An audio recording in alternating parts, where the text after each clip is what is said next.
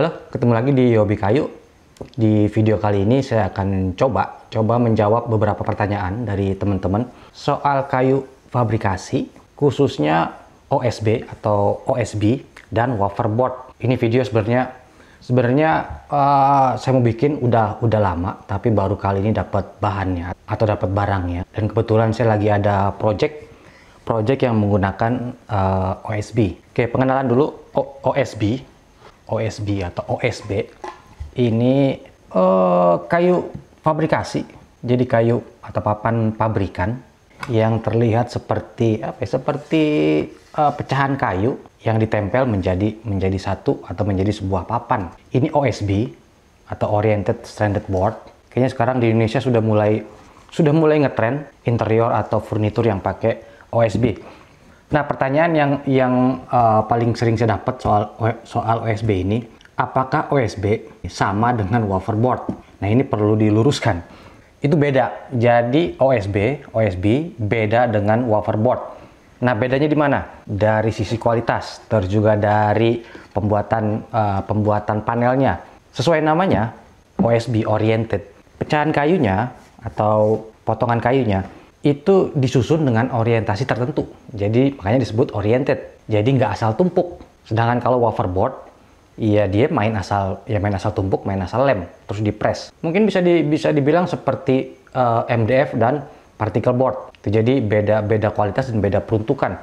Kalau OSB sendiri, dia lebih ke struktural ya. Jadi memperhitungkan kekuatan sama seperti plywood. Sedangkan kalau untuk waferboard, ya lebih ke kayaknya kalau waferboard lebih untuk packaging gitu atau buat kotak pengiriman, dan harganya juga jauh di bawah OSB. Oke, jadi kalau dari sisi pembuatan, terus bahannya juga, dan sisi kekuatan untuk konstruksi, OSB jauh di atas waferboard. Jadi teman-teman mesti hati-hati pada saat beli, apalagi beli online, karena kalau saya lihat di marketplace gitu, kadang mereka suka tulis OSB atau /waferboard gitu. Nah, itu kadang membingungkan, yang benar yang mana, waferboard atau OSB. Oke, jadi itu bedanya antara waferboard dengan OSB.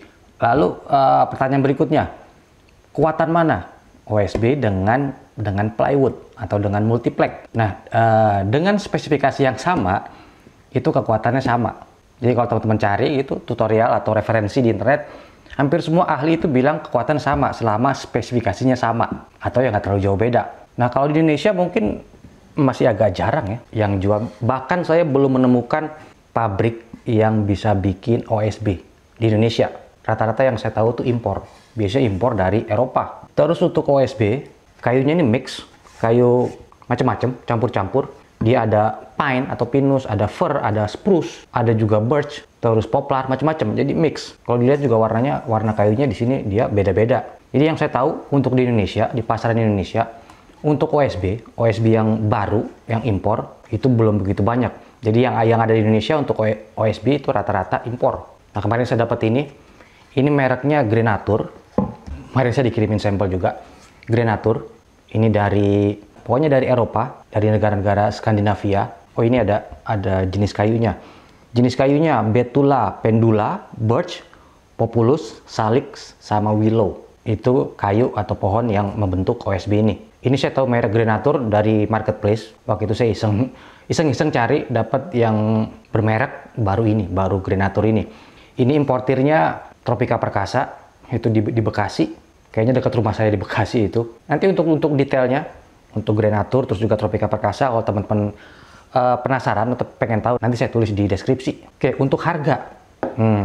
Harga bisa dibilang ya mahal. Kalau dibandingkan dengan plywood yang ada di toko besi, toko bangunan, OSB yang impor, yang untuk furnitur, itu bisa 3 sampai 4 kali lipat harganya dengan ketebalan yang sama atau dengan ukuran yang sama. Karena OSB ini ukurannya sama seperti plywood. Jadi 122 lebih sedikit sama 240 lebih sedikit. Jadi ukurannya standar plywood. Untuk yang 18 mili ini di harga 800.000 per lembarnya. Jadi mungkin untuk beberapa masih agak sedikit mahal. Mahal ya karena pertama ini kualitasnya bukan kualitas seperti plywood sengon. Terus juga karena impor juga. Mungkin kalau di luar harganya nggak terlalu jauh beda kali ya dengan plywood untuk spek yang sama. Misalkan birch plywood itu mungkin harganya sama kalau di luar. Di Indonesia ya masih agak sedikit mahal. Tapi ini dijual eceran kok. Di Tropika Perkasa ada tokonya, di Tokopedia gitu dia ada tokonya dan dijual eceran. Jadi kita bisa beli per lembar. Ketebalannya sama seperti plywood, ada yang 9 mili, terus juga 12, 15, 18. Kayaknya yang paling tebal 18 mili. Waktu saya dikirimin sampel, saya penasaran, kok bisa halus gitu, bisa licin. Pikir saya mungkin karena sampel ya. Biasanya kalau sampel kan bagus-bagus.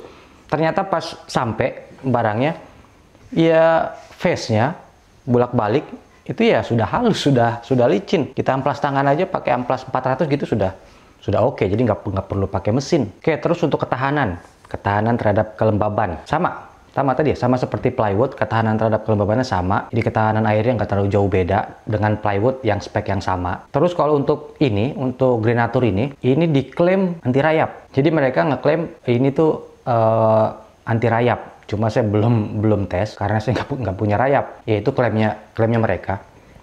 Terus untuk face atau untuk muka, dia ada 2 muka yang agak sedikit berbeda. Jadi kalau tulisannya sih ini yang kelihatan warna terang, ini bagian belakang.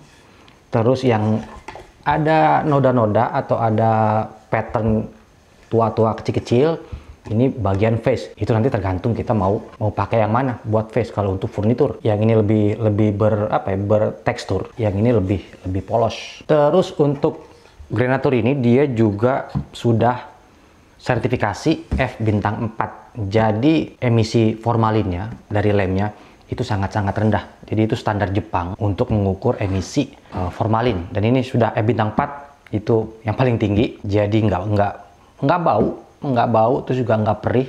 Dan ini kalau dipotong wangi gitu. Kalau dipotong enak, baunya enak. Sama dipotongnya juga nggak terlalu keras. Oke, itu beberapa perbedaan antara OSB, terus juga overboard dan plywood. Kayaknya beberapa tahun terakhir ini sudah mulai ngetren penggunaan OSB ini. Dulu di awal OSB ini lebih ke untuk konstruksi ya, untuk underlayer atau base, kita masang lantai kayu, terus juga roofing atas, terus juga buat tembok, buat base insulasi kalau rumah-rumah di luar yang pakai kayu. Cuma kayaknya sayang ya, karena secara tampilan buat saya bagus. Makanya sekarang banyak digunakan untuk furnitur, terus juga pembuatan speaker audio. Terus mungkin yang agak mulai naik sekarang itu untuk pembuatan terarium sama ya buat kandang-kandang reptil. Itu sudah mulai kelihatan. Maksudnya trennya. Walaupun memang belum banyak di Indonesia. Karena bahannya pertama masih agak sulit, tidak tersedia di semua kota di Indonesia, terus juga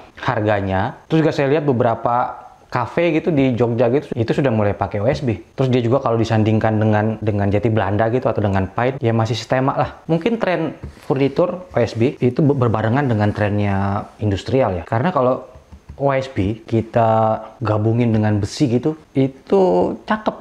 Buat saya cakep. Jadi kesan industrialnya dapat banget gabungan antara besi dan OSB. Terus kalau untuk style industrial, kita juga kan nggak perlu repot buat nutup sisi. Karena sisinya walaupun beberapa bolong-bolong, tapi bolong-bolongnya bolong-bolong tidak seperti bolong-bolongnya plywood atau belang seperti plywood. Jadi dilihatnya beda. Secara estetika, dia kalau misalkan dibikin bare furniture gitu tanpa dicat itu bagus. Nah, saya lagi bikin project yang pakai OSB. Ini buat di Maker Studio. Mungkin nanti kalau selesai, minggu depan saya upload videonya untuk video projectnya. Terus mungkin nanti saya akan coba bikin video finishing, tips dan trik dan style finishing untuk OSB. Oke, kayaknya segitu aja video jawabannya. Mungkin kalau ada teman-teman yang lebih ngerti bisa tambahin di komentar. Dan buat teman-teman yang penasaran atau pengen coba Greenatur ini, nanti detailnya saya tulis di deskripsi. Atau kalau mau langsung bisa cek di marketplace, tokonya ada, Tropika Perkasa. Oke, semoga bisa menjawab pertanyaan teman-teman. Semoga bermanfaat videonya. Nanti kita ketemu lagi di video-video berikutnya.